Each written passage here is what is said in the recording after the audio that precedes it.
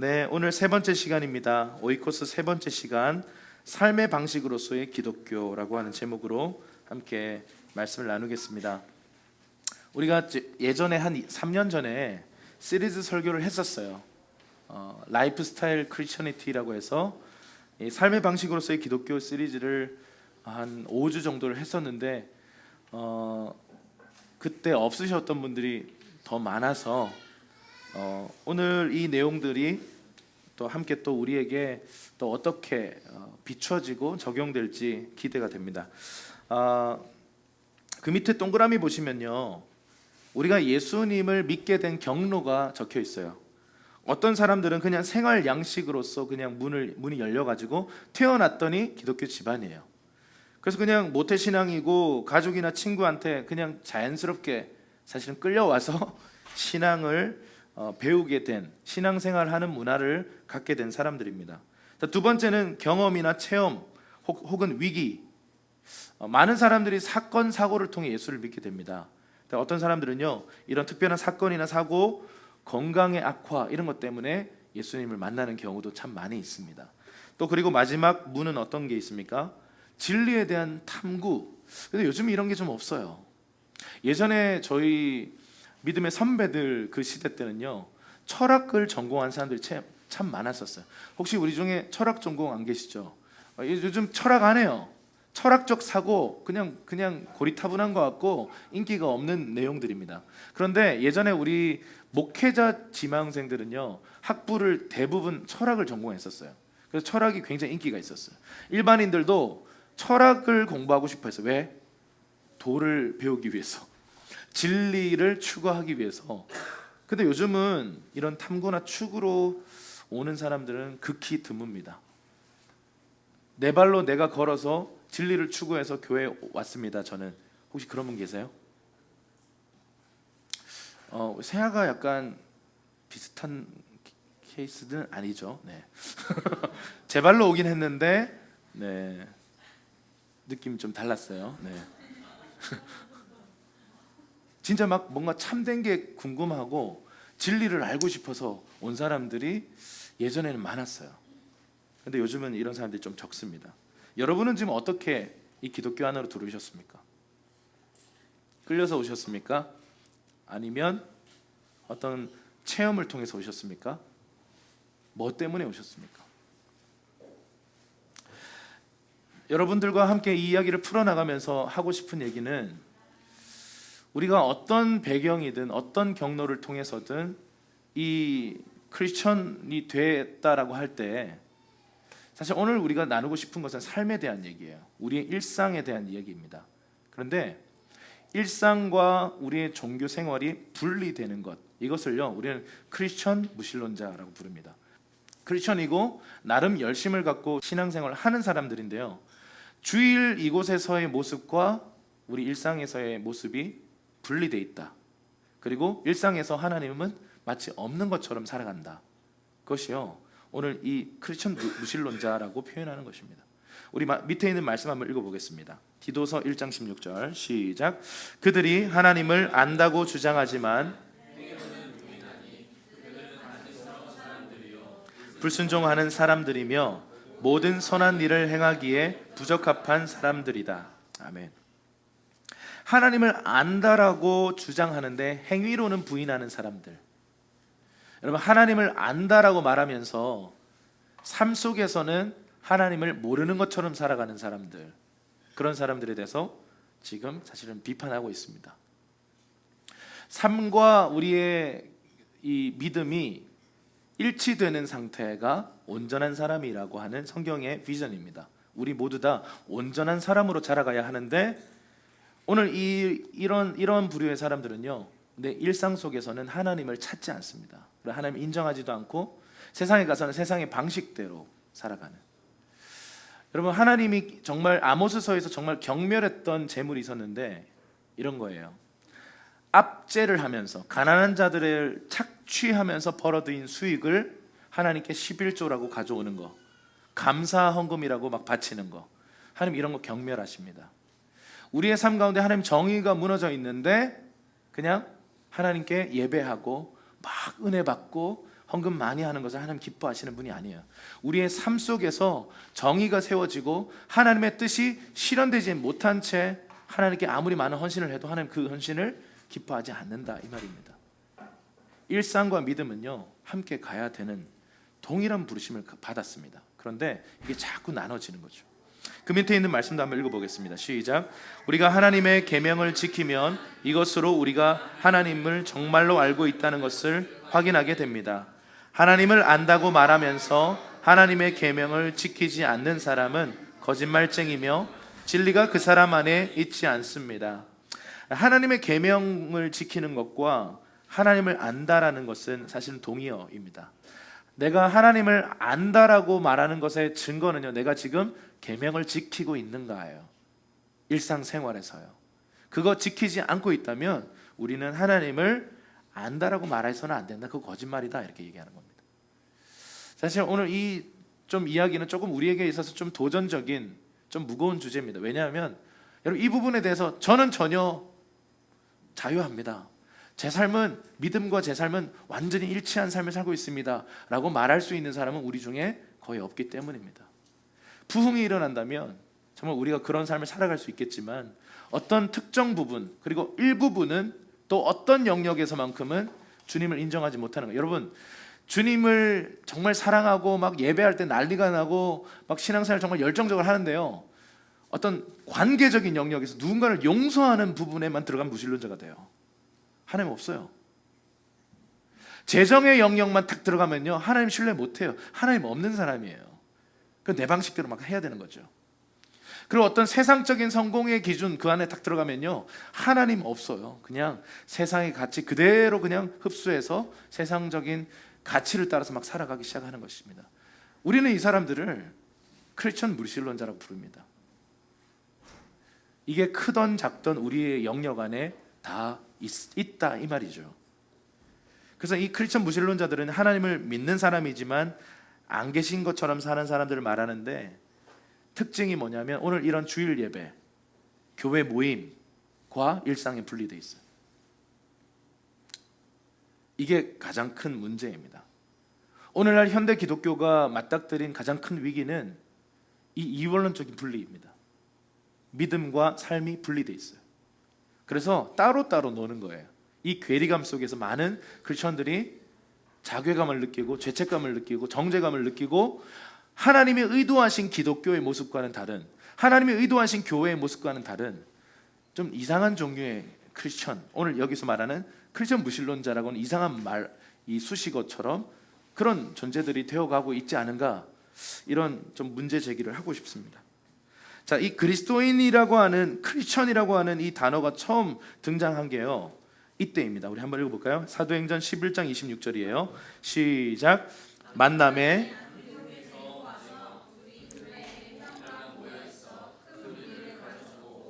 제자들이 안디옥에서 비로소 그리스도인이라 일컬음을 받게 되었더라. 자, 그리스도인이라는 표현은 우리가 만든 거 아닙니다. 그리스도인이라고 하는 표현은 누군가에 의해서 규정되었고 불려졌습니다. 그게 어디서냐? 안디옥 교회에서요.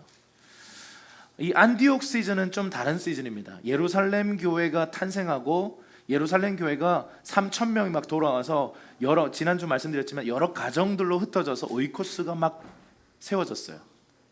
많은 오이코스들이 이렇게 활성화되어 있었어요. 그런데 사람들이 너무 좋았죠.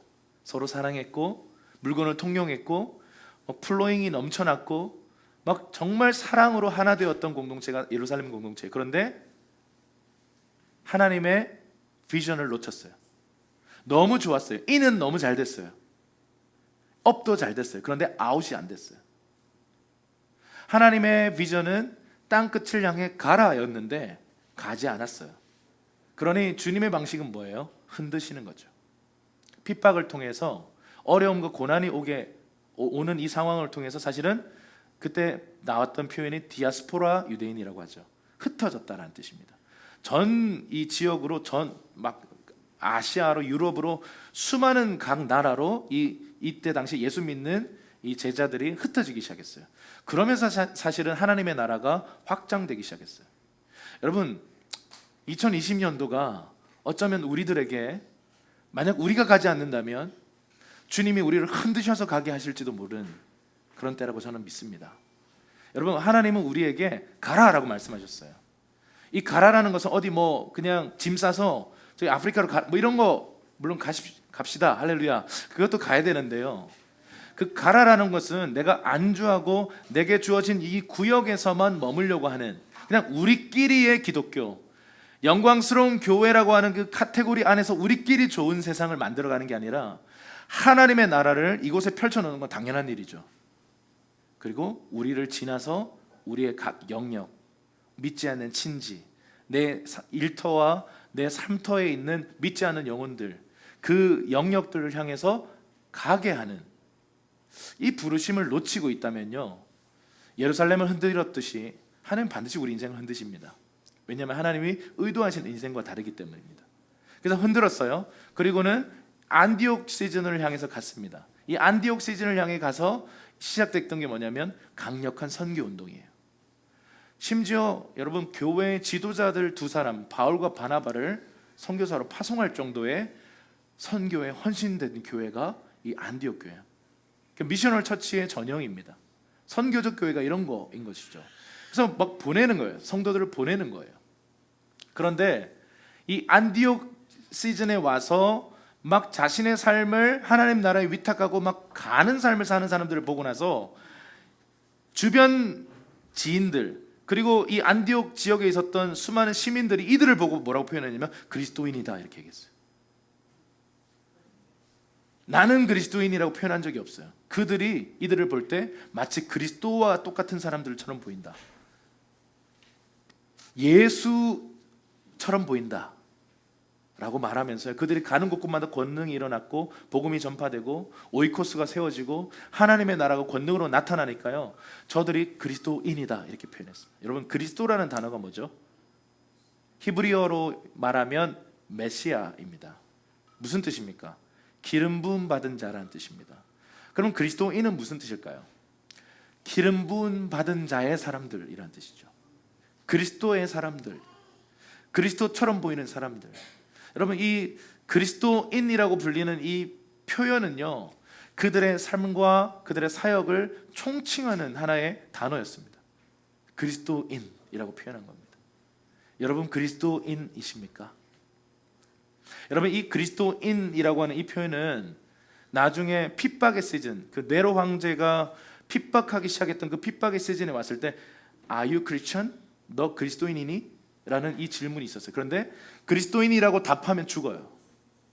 어떤 식으로 죽냐면요, 톱으로 켜서 죽고, 기름가마에 튀겨서 죽고, 목이 잘려서 죽고, 사지가 찢겨서 죽고, 수많은 방법으로 참수형을 당하는데 너 그리스도인이니? 라고 물어요. 근데 예, 그리스도인입니다 라고 답하는 순간 그냥 사형수로 끌려가는 것입니다. 여러분, 이 그리스도인이라는 단어는 절대 쉬운 표현이 아니에요. 그리스도의 사람들, 그리스도에게 속한 사람들, 그리스도처럼 보이는 사람들, 여러분, 이 사람들은 그리스도와 같은 삶을 살았고 그리스도와 같은 사역을 했어요. 그래서 우리가 이 얘기를 들으면 되게 부담스럽잖아요. 너무 높은 기준들이잖아요. 내가 지금 당장 누가 내 목에 칼을 들이다 대고 너 예수 믿으면 죽여버린다 라고 누군가가 협박한다면 이거 우리 모두에게 잘 쉬운 얘기는 아니잖아요. 그런데요, 성경에 나타난 교회, 그 성경이 말하는 교회를 사는 사람들은요, 이런 존재가 되었다라는 것입니다. 이게 결론이에요. 그리스도인이라고 불림을 받았고 그들은 그리스도인이 되기 위해서 목숨을 걸었습니다.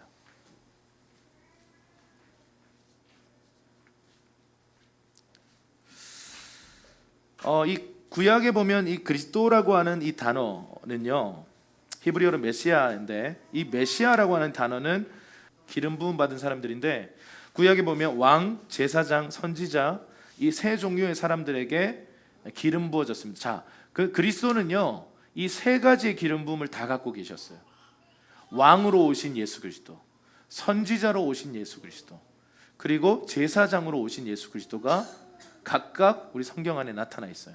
그러면 저와 여러분들에게 부어져 있는 기름 부음, 여러분, 그리스도인이 되었다는 말은요, 기름 부음 받은 자에게 속해 있는 자라는 말인데, 동시에 우리에게도 기름 부어져 있다 이 말입니다. 여러분, 기름 부음은요 굉장히 중요한 거예요. 우리 크리스천 라이프에서 기름 부음에 대해서 굉장히 우리가 소중하게 생각해야 합니다. 우리는 기름 부음 받은 사람들이고요, 이 기름 부음을 소중하게 생각해야 되고, 이 기름 부음 없이는 우리가 아무것도 할 수 없다는 것을 알아야 합니다. 여러분, 기름 부음을 사모하십시오. 성령님, 나에게 기름 부어 주십시오. 여러분이 하고 있는 그 어떤 직장 생활, 사역, 가정 생활, 여러분이 만약에 어떤 것들을 가르쳐야 하는 입장이라면, 여러분 어떤 것을 연주해야 되고 노래해야 되고 어떤 것들을 일을 처리해야 할 때요, 성령의 기름 부으심을 받고 그 일터에서 일해 보세요. 여러분, 출근할 때 그냥 출근길에 그냥 트로트 듣고 가지 마시고요, 성령의 기름 부음을 구하면서 출근해 보세요. 주님, 오늘 이 하루도 제게 맡겨주신 이 일들을 감당할 수 있는 새롭고 신선한 기름 부으심을 오늘도 부어주십시오.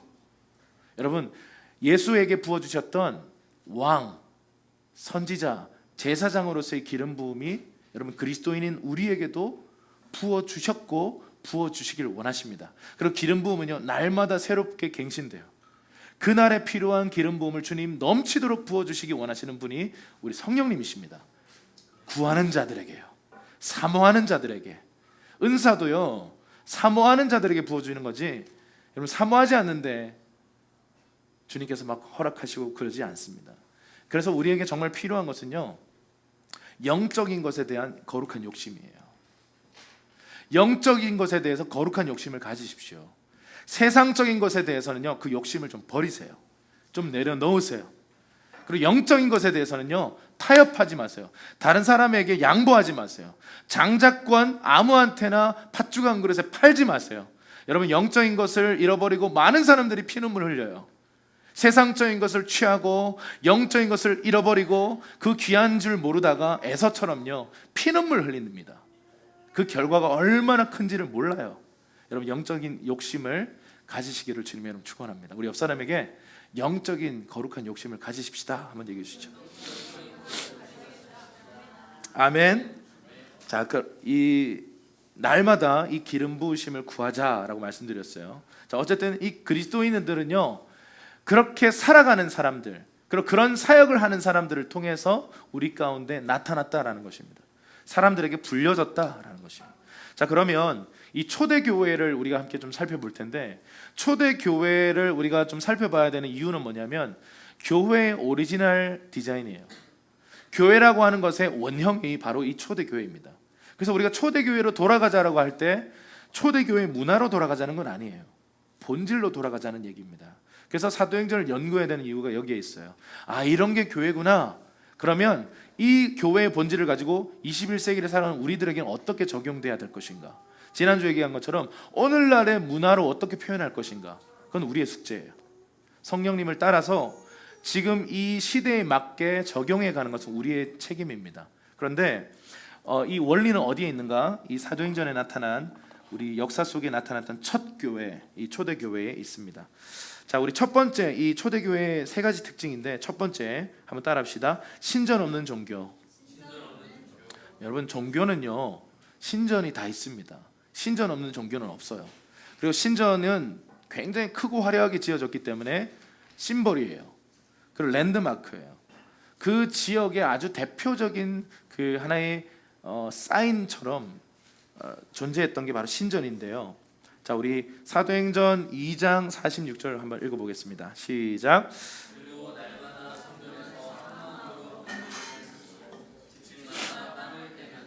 기쁨과 순수한 마음으로 음식을 나눠 먹었습니다. 자, 모든 종교에 다 신전이 있다고 말씀드렸어요. 그래서 신전을 중심으로 종교는 이렇게 발전되어 갔습니다. 신전은 없어서는 안 되는 거예요.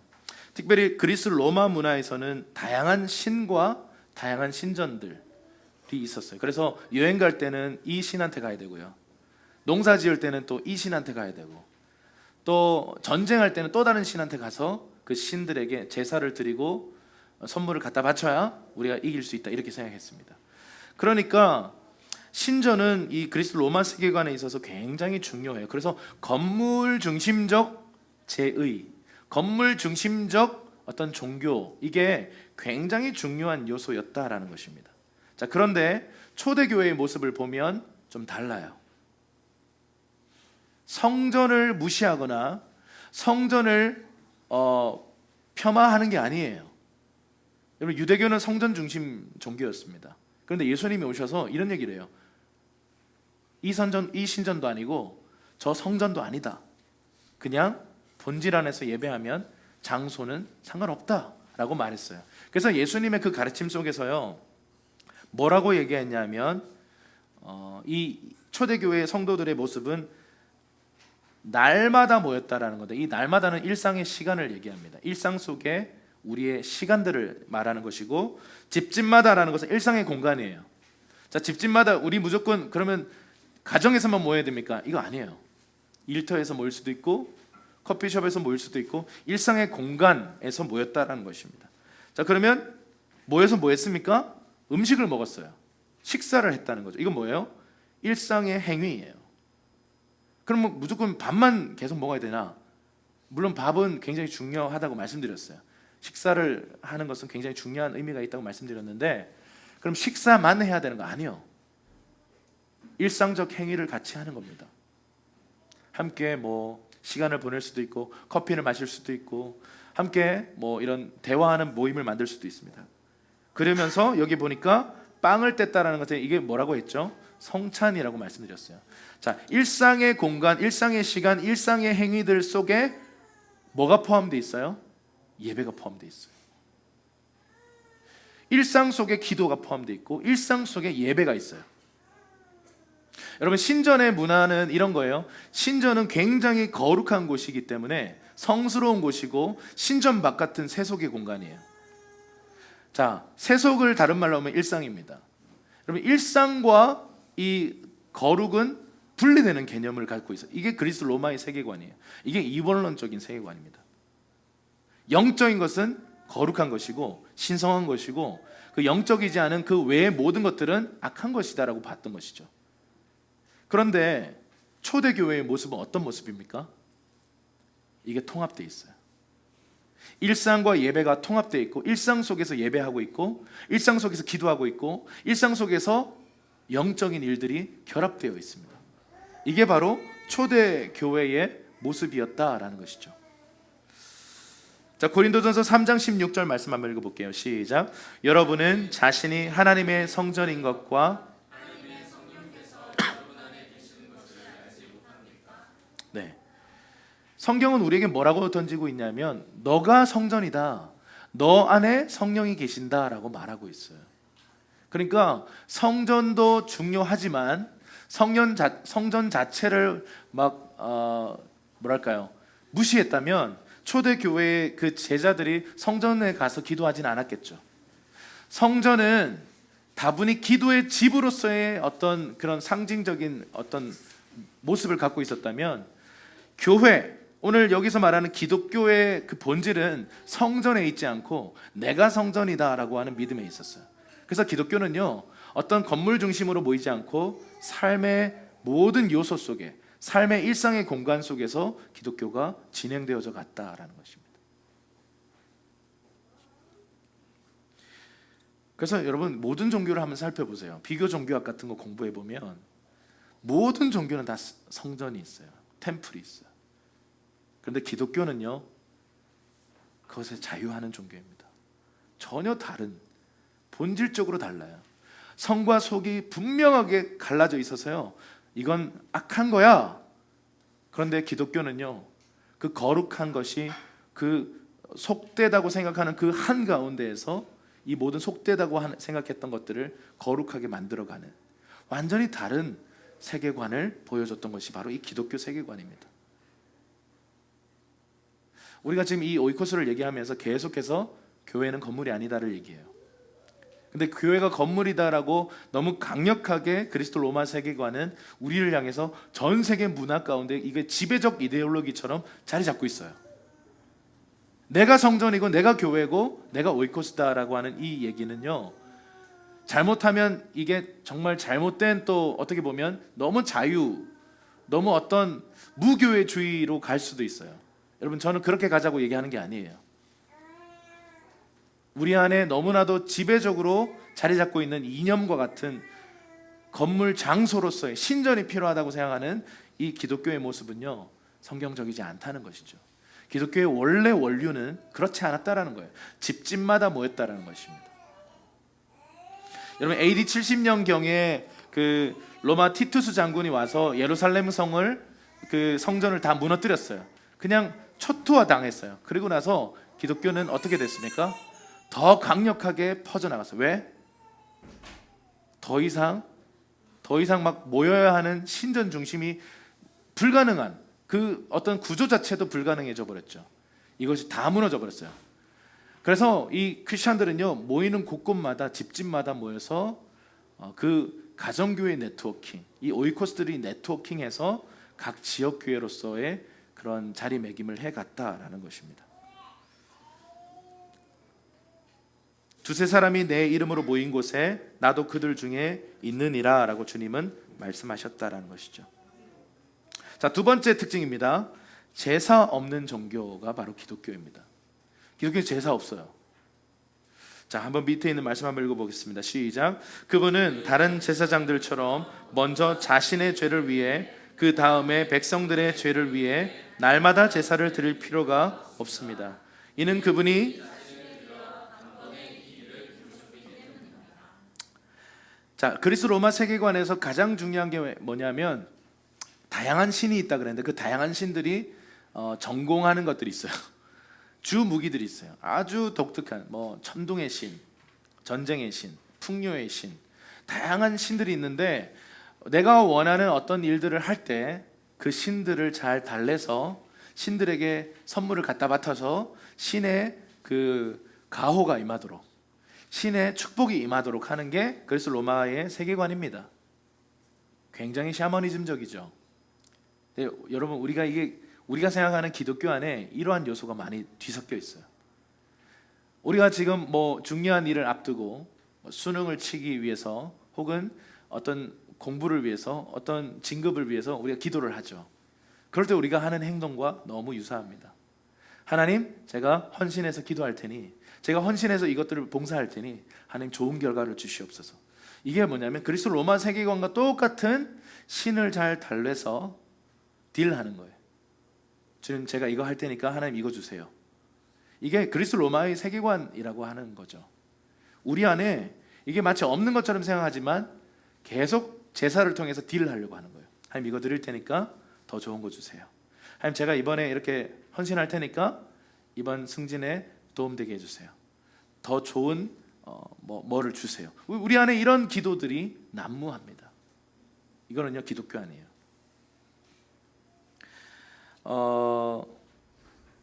여러분, 하나님과 우리의 관계가 거래라면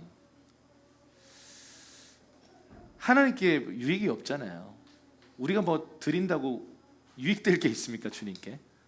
여러분, 예수님의 성육신 사건이 이미 거래가 아니라는 것을 입증했어요. 그냥 하나님이 우리에게 선물을 주셨어요. 세상에서 선물이라고 했을 때 가장 가치 있고 가장 탁월한, 이걸 능가할 수 없는 선물이 있다면 바로 예수 그리스도이십니다. 그 탁월한 선물이신 예수 그리스도를 이 땅에 보내신 사건만으로도 거래가 아니라는 것을 우리는 알아요. 우리는 거래할 수 없는 존재였어요. 그냥 우리는 버려질 수밖에 없는 존재였는데, 그런 아직 죄인 되었던 우리들에게 선물로 예수님이 오셨어요. 그거 자체가 거래가 아니라는 말이에요. 그러니까 이해가 안 되는 거예요. 많은 사람들이 예수님의 사랑을 들으면서, 그 복음을 전해 들으면서 이해가 안 된다 그래요. 왜 그렇게 했냐? 모스트라는 그 영화 아세요? 전 참 많이 봤는데요. 브릿지가 제목인가?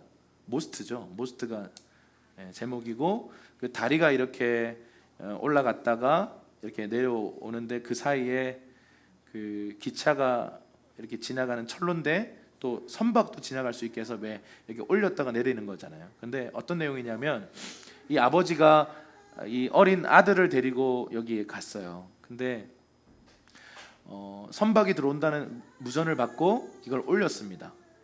근데 저 멀리서 이 아버지가 다른 일을 하는 동안 저 멀리서 기관차가 막 폭주해서 달려오는 거예요. 그런데 이 장면을 아이가 봐요.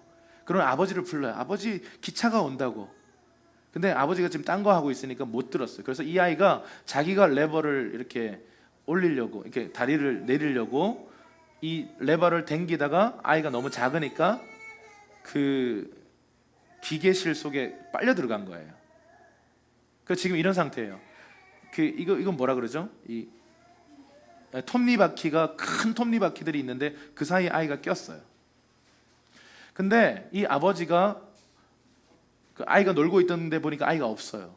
그래서 막 아이를 찾는데 찾다가 보니까 폭주하는 기관차가 지금 정말 가까이 왔다는 것을 알고는 깜짝 놀라서 지금 이걸 내리려고 하는데 아이가 그곳에 빠져가는 그 장면을 본 거예요. 이 아이가 기계실에 빠졌어요.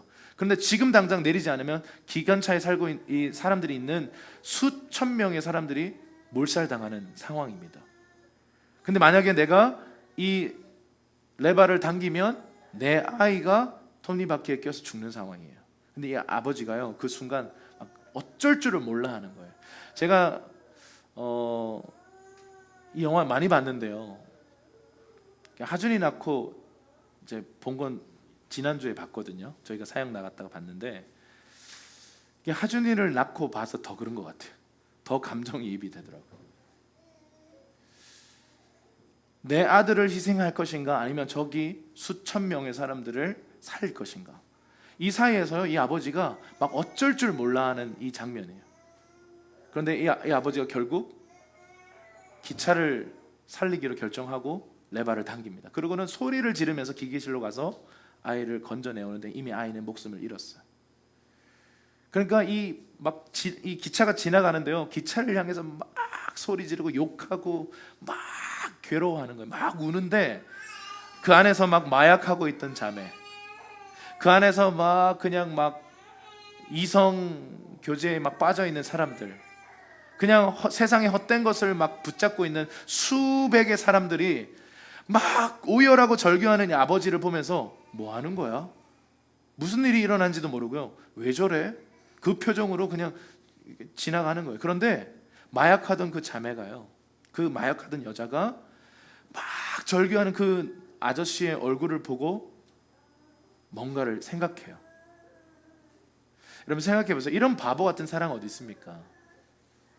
인류가요, 알지도 못한 그 상황, 죄 가운데 빠져서 그냥 죄가 그냥 좋아서 허덕이고 있는 그 최악의 이 죄의 시궁창 같은 곳에서 그냥 아무런 소망 없이 살고 있던 그들에게 예수님이 어느 날 역사 속에 오셔서 그냥 그들을 위해 죽고, 그들은 모른 채, 죽었다는 사실도 모른 채 그냥 가셨어요. 이 바보 아닙니까? 그게 하나님 사랑이거든요. 이게 무슨 딜이에요? 기독교는요, 딜적인 요소가 전혀 없어요. 그냥 하나님이 우리에게 먼저 막 달려오시는 거예요. 아가서의 표현에 의하면요, 산을 넘어 뛰어오시는 예수님이에요. 여러분, 산을 그렇게 뛰면 위험하잖아요. 만약 잘못 넘어지면 크게 다쳐요.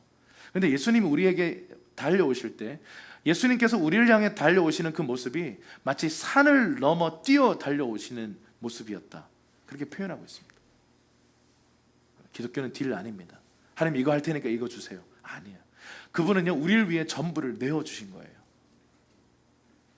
그 사랑에 반응해서 살아가는 게 기독교이지, 하나님 이렇게 해주세요, 저렇게 해주세요, 아니에요. 제가 간구 자체를 하지 말라는 게 전혀 아닙니다. 아버지와 아들의 관계에서 이거 좀 해주세요, 이거 가능해요. 그런데 딜하는 것은 불가능해요. 그건 하나님을 모욕하는 것입니다. 그건 기독교가 아닙니다. 로마서 12장 1절에는 이런 말씀이 있죠. 한번 읽어보겠습니다. 시작. 그러므로 형제들이여,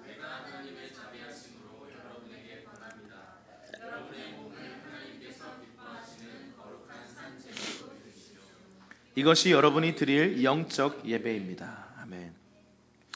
이제 더 이상 희생 제물이 필요 없습니다. 예수님이 단 한 번의 희생 제물 되셔서 영원한 이 제물로서 기능을 하고 계시기 때문에 더 이상 우리가 희생 제사 할 필요 없어요. 그래서 우리가 주일날 뭐 양, 소 이런 거 끌고 안 왔잖아요. 그런데 사도 바울은 뭐라고 얘기하냐면 너희 몸을 거룩한 산 제물로 드려라 이렇게 말해요. 여기에 많은 뜻이 내포되어 있는데 결국은요, 네 몸을 산 제물로 드리라는 이 말은 네 안에 있는 어떤 혼적 생명을 끊으라는 말인데, 이것을 구체적으로 사도 바울은 하나하나 조언을 해요. 여러분, 사도 바울의 그 서신서들을 쭉 보면 구체적으로 나와요. 네 말을 조심해라 이렇게 얘기해요. 첫 번째로 나오는 게 너의 언어 생활을, 언어 습관을 죽이라 이렇게 말하는 거예요. 여러분, 우리가 2020년도에 우리의 언어 생활 안에 하나님의 나라가 임하기를 축원합니다. 더 이상 부정적인 얘기 하지 맙시다. 이게 습관적으로 올라오는 부정적인 말들이 있잖아요. 나 망할 거야 뭐 이런 거 있잖아요. 자기 예언들 있잖아요, 이런 거. 근데 이게 습관이기 때문에 나도 모르게 올라오거든요. 여러분 많이 들으셨을 거예요, 누군가에게. 그래서 나에게 고착됐던 거예요. 그런데 여러분, 이것을 끊기로 결정하죠. 그게 내 몸을 거룩한 산제물로 드리는 것이에요. 너의 언어 생활을 거룩하게 하라. 자, 두 번째 뭐죠? 부부관계. 자, 부부관계에서 아내는 남편을 복종하고 남편은 아내를 위해 죽기까지 사랑하라. 이것은 도달할 수 없는 기준인 것 같아요, 주여. 그런데 그것을 위해 너를 죽여라 이 말입니다. 솔직히 남편이 정말 존경스럽습니다. 그렇게 살아가고 있는 남편은 이 세상에 거의 없을 거예요. 거의 없을 거예요. 부부관계 하다 보면 막 진짜 막 다 때려치고 싶고 막 진짜 뭐 결혼이고 뭐고 그냥. 여러분, 일본에 지금 일어나고 있는 사회 현상 중에 하나가 증발이라는 게 있어요. 증발. 인간 증발이라고 불러요. 뭐냐면 어느 날 엄마가 사라져요. 사라져서 영원이요. 그냥 엄마가 그냥 어떻게 사라지냐면 보통 짐을 싸서 가방을 싸고 사라지잖아요. 그건 도망가는 거잖아요. 근데 증발은 뭐냐면 그냥 지갑까지도 다 있는 거예요. 그냥 몸만 사라지는 거예요. 어느 날 그냥 불현듯 사라져버려요. 여러분, 한 해에 일본에서 증발하는 사람이 지금 정확히 10만 명이랍니다. 여러분, 이게 책으로 나왔어요. 인간 증발이라는 책이 있어요. 그 프랑스의 어떤 여기자가 이걸 좀 막 탐구해가지고 어렵게 수소문 끝에 이런 사람들 몇 사람들과의 인터뷰를 했는데요. 그냥 사라져요. 그냥 사라져. 많은 억압과 많은 스트레스와, 여러분 일본 문화가 그렇잖아요. 앞으로는 나이스해야 되고 뒤로는 사실 많이 무너져 있거든요. 그러니까 이런 현상들이 벌어지는 겁니다. 한 해에 10만 명씩 사라진답니다. 여러분, 10만 명이 한 해에 10만 명이니까 지난 몇 해 동안 이 현상들이 지속됐으니까 지금 몇십만 명이 사라진 거예요. 어떻게 사라지냐? 그 책에서 보니까 이렇더라고요. 그냥 예를 들어서 대구에서 사라졌어요. 우리 중에 어떤 사람이 딱 사라졌는데 그 사람이 그냥 맨몸으로요. 돈도 없이 그냥 사라져서 어떤 시골에 그냥 들어가서 그냥 반점에서 일하는 거예요. 중국집에서 그냥 접시 닦으면서 사는 거예요. 일용직으로 살아가는 거예요. 왜 그렇게 사십니까? 모르겠대요. 그냥 사라져야만 한다고 생각했대요. 그들과의 인터뷰 내용이 그 책의 내용들입니다. 여러분, 우리 안에 이 부부관계가 때로는요 어려울 때가 참 있어요. 스트레스가 있고 가정생활 안에 어려움이 있습니다. 여러분, 그것뿐만 아니라 가문에 내려오는 영향력들이 있어요. 믿지 않는 가문들, 그리고 또 특별히 우상 숭배가 심했던 가문들 안에는요, 여러분 이게 영향력이 진짜 큽니다. 제가 이게 기독교 집안 뭐 약간 좀 나이롱 신자들이 많아도 기독교 집안의 이 약 3대 4대라도 3대 4대와 정말 우상 숭배가 가득했던 그런 집안의 3, 4대는요 질적으로 정말 차이가 나요. 공격이 너무 많아요. 우상 숭배를 많이 했던, 특별히 뭐 무속인이 있었다, 장난 아닙니다. 영적 결박들이요 정말 장난 아니에요. 영적 싸움을 싸워가는 그 믿음의 일대들이요 고생 정말 많이 합니다. 실제로 막 사람이 죽어나가기도 합니다. 저도 그 믿음의 일대였기 때문에 쉽지 않았어요.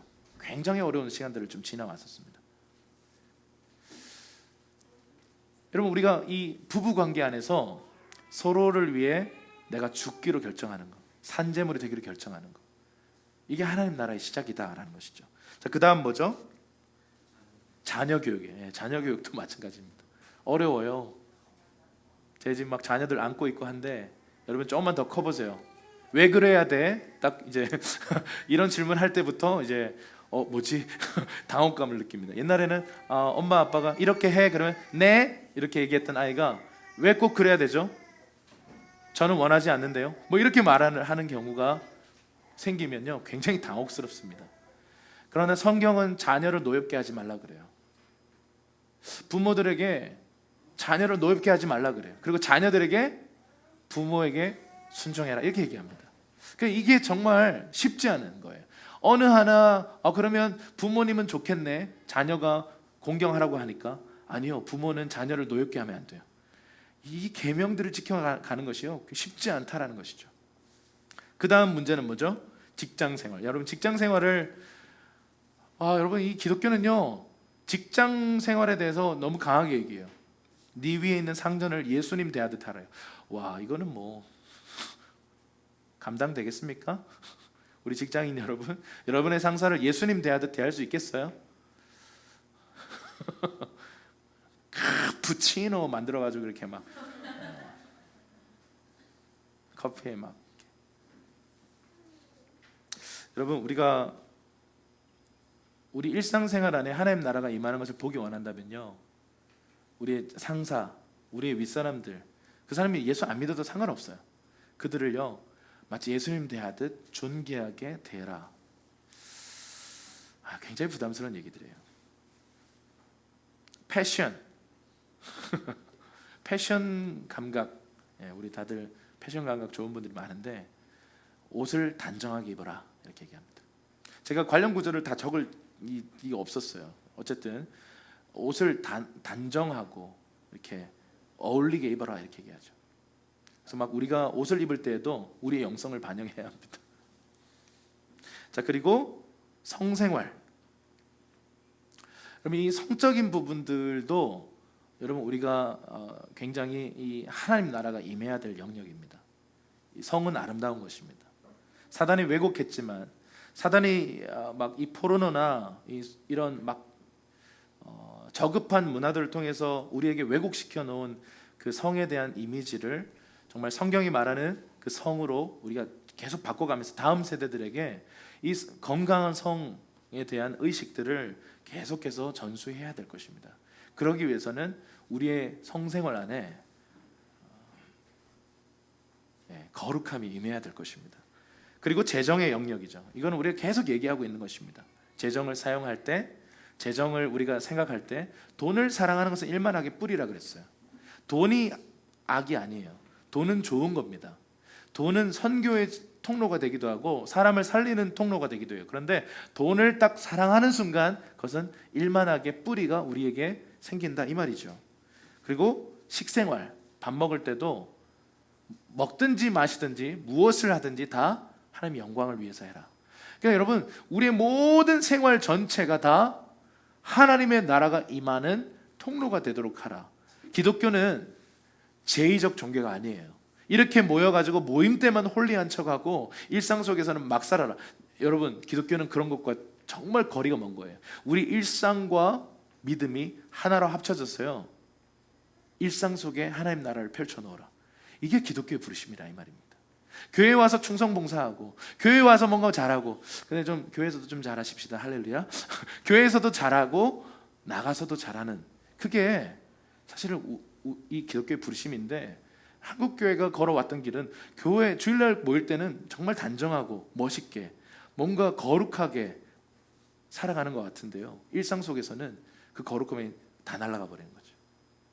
세상적인 방법으로 똑같이 그냥 거짓말하고, 똑같이 누군가를 속이고, 똑같이 폭력적으로 하고, 불의한 재정들을 막 벌어들이고, 그렇게 한다면 사실 그것은 하나님이 기뻐하는 삶이 아니다. 그것은 기독교가 아니다라는 것입니다. 자, 세 번째입니다. 한번 따라할까요? 사제 없는 종교. 네, 이 부분 한번 우리 마태복음 23장 8절과 10절 한번 읽어보겠습니다. 시작. 그러나 너희는 랍비라고 불려서는 안 된다. 너희 선생은 오직 한 분뿐이며 너희는 모두 형제들이기 때문이다. 너희는 지도자라고 불려서도 안 된다. 너희 지도자는 그리스도 한 분뿐이시기 때문이다. 아멘. 9절은 뭐냐면 사람을 향해 아버지라고 부르지 말라예요. 그러니까 이게 이 문맥을 좀 보고 좀 해석할 필요가 있습니다. 그러니까 모든 영적인 아비를 해체시켜라, 뭐 스승들을 없애버려라, 그냥 뭐 교회 지도자들 그냥 다 없애버려라, 이게 아니에요. 자, 이거는 누구를 향해 말하는 거냐면 그 지도자들을 향해 말하는 거예요. 너무 지도자 되려고 하지 마라. 너무 리더 되려고 하지 마라. 리더는 섬기는 종이다. 그 얘기를 하는 거예요. 자꾸 대접받으려고 하고 높아지려고 하는 것은 그건 주님의 의도가 아닌 거죠. 막 영적인 아비 그러면서요, 막 오히려 이게 막 또 다른 형태의 권위주의로 가게 돼요. 성경 분명히 영적인 아비를 얘기해요. 영적인 아비를 우리가 만나야 되고 그 커버링이 정말 중요하다고 얘기합니다. 그런데 이 본문에서는 그 영적인 아비들을 향해서 말하는 거예요. 너무 아비 되려고 하지 말라는 거예요. 섬겨라 이 말이에요. 목사들 다 없애라 이런 얘기가 아닙니다. 목사들을 향해서 뭐라고 얘기해요? 너도 형제다. 너도 성도다. 그러니 자꾸 군림하려고 하지 말고 그냥 섬겨라. 그게 하나님 나라에서 말하는 리더예요. 리더는 섬기는 사람들이에요. 제일 낮은 자리에 있는 사람들이 리더입니다. 예수님이 그런 리더십을 보여주셨어요. 그런데 그분에게는 정말 강력한 권위가 임했어요. 권위 자체를 부인하는 게 아니에요. 절대 아닙니다. 이 부분을 잘못 해석하면요, 그냥 약간 그 무지도자주의로 갈 가능성이 있어요. 제가 사실 이 부분에 대해서 초대교회의 모습들을 봤을 때, 그리고 제가 오이코스를 만들어갈 때 왜 셀과 내가 안 맞다고 느꼈냐면, 셀은요 리더를 강하게 세워야 돼요. 그들을 훈련시켜가지고 마치 사역자, 그 작은 셀의 작은 목사처럼 세워서 이렇게 관리하는 시스템입니다. 물론 그 안에서도 생명이 있고 많은 열매가 있어요. 저는 그걸 비판하고 싶지는 않은데 우리랑 안 맞다고 느낀 건 뭐냐면, 여러분 오이코스는요 지도자가 필요 없어요. 그냥 함께 형제 자매로 가족으로 존재하면서요 상호작용하는 거예요. 여기서 가장 중요한 상호작용이에요. 내가 생각하는 기독교, 내가 생각하는 하나님, 이게 잘못될 수 있다는 걸 여러분 아셔야 돼요. 누군가가 나와 좀 다른 배경에서 하나님을 따라왔는데 전혀 다른 하나님에 대해서 얘기하는 거예요. 나는 좀 그 영역에 대해서 자유하지 못한데 그 사람은 막 자유한 거예요. 그걸 보면서 서로에게 상호작용을 하는 거예요. 아, 하나님 그런 분이시구나. 어떤 사람들은 막 재정에 대해서 되게 좀 막 묶여 있는데, 어떤 분들은 재정의 훈련을 이미 다 받아서요 막 자유함 가운데 있는 분들과 상호작용하다 보면 서로에게 배우게 되는 거예요.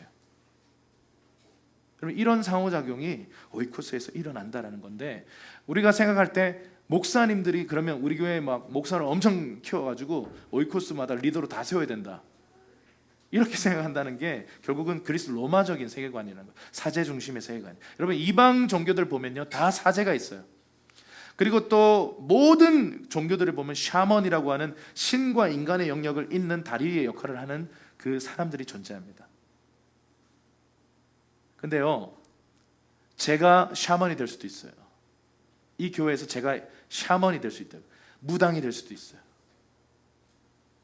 특별히 은사가 많고 어떤 특별히 이런 예언적인 어떤 은사가 있는 사람들이 했던 실수가 이런 거예요. 다 보여. 뭘 다 보여? 거짓말이에요. 다 안 보입니다. 하나님 그런 분 아니에요. 저 단언합니다. 다 안 보여요. 다 보이는 척 하는 거예요. 스스로를 속이는 거고 교만에 빠져 있는 겁니다. 여러분 자꾸 샤먼이 되니까 사람들이 샤머니즘적 기독교가 되는 거예요. 그건 지도자들의 잘못이고 그것은 성도들의 잘못이기도 합니다. 우리 안에 성경이 말하는 기독교가 아니라 샤머니즘적인, 옛날부터 한국 문화 안에 스며들어 있었던 샤머니즘적인 종교로서의 기독교를 살아갔기 때문에 목회자는 마치 샤먼인 것 같고, 회중들은 뭔가 그들의 신의 대리자로서 그분이 없으면 예배도 못하고 그분이 없으면 사제들이 없으면 아무것도 못해. 성경은 그렇게 말한 적이 없다고요. 그냥 집사들이요 막 세례주고 복음 전파해가지고 제자화해가지고 세례주고 교회 개척하고 여러분 뭘 왜 못해? 왜 못해? 못한다라고 못 박아놓으니까 못하는 거예요. 뭔가 잘못되어 있어요 지금. 여러분 기독교는 원래 이런 거 아닙니다. 우리 여러분 한 사람 한 사람 여러분 믿기 시작한 지 얼마 안 된 여러분이라 할지라도요 당신 교회 개척할 수 있고 당신 복음 전파할 수 있고 당신 제자 양육할 수 있고 저도 그 속임이 제 안에 너무 많아요. 아직 안 돼, 아직 안 돼, 아직 안 돼. 그러니까요 영원히 안 돼요. 여러분 안디옥 교회가 목사가 없으면 안 됐다고 생각했으면 파송했겠습니까? 바울과 바나바를요. 오이코스기 때문에요. 물론 속상한 일이죠. 성령이 말씀하셔서 순종한 거죠. 보낼 생각 없었죠 원래. 근데 보내라 하시니까 보낸 거예요. 그래도 문제가 없어요. 물론 순회하러 자주 오시죠. 그때 당시에 사도들은 여러 교회들을 순회하면서 살았어요. 그런데 보내는 거 쉬운 결정 아니었을 것입니다. 그런데 여러분 오늘날 우리 현대 기독교를 보세요. 우리의 삶에 병고침이 나타납니까? 우리가 잃은 영혼들을 얼마나 지금 구원하고 있습니까? 우리 삶에 기적이 나타나고 있습니까? 그렇지 않다면 지금 초대교회가 너무 달라요. 주님이 우리에게 보여주신 교회란 이런 것이야 라는 이 모습과 우리의 현재 교회의 모습은 너무 달라져 있어요. 지금 뭔가 잘못 와 있어요. 여러분 오늘 이 2019년도 이 마지막 주일 예배 이 시간에 주님이 말씀하신 그 표준으로 돌아가십시다. 여러분 우리 연약해도 괜찮아요. 베드로 생각해 보세요. 배신자예요. 예수님을 3번이나 배신하고요. 저주도 섞어서 배신했다고요. 주를 위해 죽겠다고 막 호언장담했던 그 사람이 배신을 해버렸어요. 그런데 그 배신자를 통해서 하나님 나라가 임했다고요. 다시 예수를 따르기로 결정했던 회개한 다시 방향을 돌이킨 그 연약한 한 사람을 통해서요 초대교회가 이렇게 부흥했어요. 그리고는 이 물결이 열방을 향해 흘러갔다고요. 오늘날 우리가 지식이 부족해서도 아닙니다. 오늘날 우리가 왜 이렇게 우리의 삶 안에 이 초대교회의 모습과는 다른 이 모습이 나타날까? 문제는 실행하는가 실행하지 않는가예요. 나가서 복음 전도해 보는가 안 해보는가? 내 일터에서 하나님 나라가 임하도록 기도해 보는가 아니면 그냥 하나님과 상관없이 일터를 살아가는가? 그 차이예요. 실행하는가 안 하는가의 차이예요. 여러분 2019년도 여러분 얼마나 실행하셨어요? 하나님 말씀을요. 얼마나 교회를 사셨습니까? 만약에 2020년도를 맞이하면서 우리가 분명히 결정해야 될 결정이 있다면 여러분 2020년도에는 말씀을 살아냅시다. 하나라도요. 제가 지금 이 전체를 다 우리가 막 괴롭게 하기 위해서 막 어떤 무거운 짐을 지어드리는 게 아니라 작은 것부터 하나를 시작해 보십시다. 작은 것 하나. 올 한 해 결단했지만 많이 무너졌죠. 예. 그런데 다시 결단하고 다시 실행하기 시작해 보십시다. 다시 인내를 갖고 주님을 따라가 보십시다. 그렇게 1년을 살아내면 내년 이맘때쯤에는 우리에게 어떤 열매가 맺혀져 있겠습니까?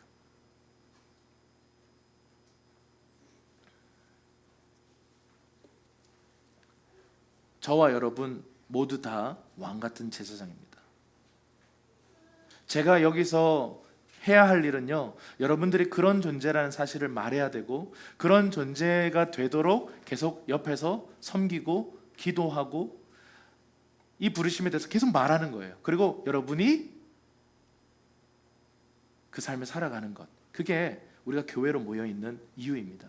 그리고 여러분들이요, 여러분의 직장 안에서 오이코스를 만들고 여러분이 가는 곳곳마다 여러분에게 붙여진 제작감들이 찾아와요. 여러분, 우리가 얼마나 많은 내 제작감을 발로 찾는 줄 아세요? 제작감 못 알아본 거예요. 그 발로 푹 차버린 거죠. 자꾸 우리가 교회를 데려오려고 하니까 그래요. 그런데 내 일상 속에 만나는 그 한 사람을 6개월 동안, 1년 동안 제자 삼아 보십시오. 그 제자 삼는 게 뭔가 성경 공부하는 거 아니에요. 함께 시간을 보내고 함께 대화하고 관계하고 같이 밥 먹고 필요하다면 성경 공부도 하고 그러면서 그 사람의 인생 안에 예수의 제자로 가르쳐 지키게 하는 그거 프로그램이 아닙니다. 여러분 오이코스는 세계관이에요. 제가 지금 프로그램 얘기하는 게 절대 아닙니다. 기독교 세계관을 말씀드리는 거예요. 오늘 설교를 좀 마무리하겠습니다. 오늘 내용이 어떻게 보면 우리가 조금 취약한 부분들, 우리가 연약한 부분들에 대한 이야기들이 좀 많아요. 그래서 뭔가 오늘 이 본문들이 좀 부담을 줍니다. 그런데 우리가 달게 들으십시다. 한국교회 이대로 가다가 망합니다. 아니요, 지금 망하고 있어요. 침몰하는 타이타닉호예요. 여러분 우리가 거기서 뛰어내려서 작은 배 만들었어요. 근데 그 풍랑에요 우리 배도 막 뒤집어질 것 같아요. 근데 여러분 이거 만들어야 돼요. 주님이 말씀하신 교회의 원래 모습을 만들어내야 돼요. 그리고 이것이 이 길이 되기 시작하고 이 작은 오솔길이 만들어져서 수많은 사람들이 이 길을 함께 걷기 시작하다가 어느 날 하이웨이, 대로가 되는 겁니다. 그러면요 작은 새로운 운동이 시작되어서 나중에 이것이 주류가 되는 그 시대까지 그런 열매를 보기까지는요 인내와 많은 고생이 필요해요. 저와 여러분들은요 지금 물론 이미 앞서가는 우리 선배들이 있습니다. 이런 새로운 교회 운동들 있어요. 그런데 한국 안에요 아직까지 이런 열매를 막 나타내는 이런 교회들이 많지 않습니다. 여전히 익숙한 그것을 향해 따라가는 것입니다. 시스템적인 교회로 가고 있습니다. 기독교는 삶의 방식입니다. 그래서 여러분 우리 안에 있는 이 시스템적인 이 세계관들을 다 씻어내고 예수가 전하신 하나님 나라는 브로커가 없는 나라였어요. 브로커가요 좋은 브로커면 너무 좋은데 그 브로커들이 요즘 문제가 많잖아요. 탈북 여성들도 탈북하는 사람들도 브로커 잘못 만나서 인생이 망가지잖아요. 사기당하고. 여러분 그런데 예수님은 스스로가 브로커가 되셨어요. 창조주 하나님이 우리에게 오셨어요. 스스로가 통로가 되시고 스스로가 내가 길이다. 내 이름으로 기도해라. 그러니까 누군가를 거치지 않고 예수님과 여러분들이 다이렉트로 관계하도록 부르셨어요. 성모 마리아를 거칠 필요가 없습니다. 이상한 이런 교리가 성경에도 나타나지 않는 이상한 교리들이 사실은 가톨릭에 있는 것입니다. 왜 성모 마리아를 거쳐야 합니까? 예수 그리스도를 통해서 하나님 아버지와 성령님과 관계하도록 우리를 부르셨습니다. 여러분 이 초대교회의 모습을 우리가 생각하면서 신전이 없었던 종교였고 제사가 없었던 종교였고 사제가 없었던 종교입니다. 그래서 마지막으로 이 말씀 읽고 우리 같이 좀 기도하는 시간 갖겠습니다. 베드로전서 2장 9절입니다. 우리 한번 큰 목소리로 읽겠습니다. 시작. 그러나 여러분은 택하신 족속이요 왕같은 제사장들이요 거룩한 나라요 그분의 소유된 백성이니 이는 여러분을 어둠에서 불러내어 그분의 놀라운 빛으로 들어가게 하신 분의 덕을 선포하게 하시기 위한 것입니다. 아멘. 우리 옆 사람에게 당신은 왕같은 제사장입니다. 한번 얘기했어요. 아멘이십니까?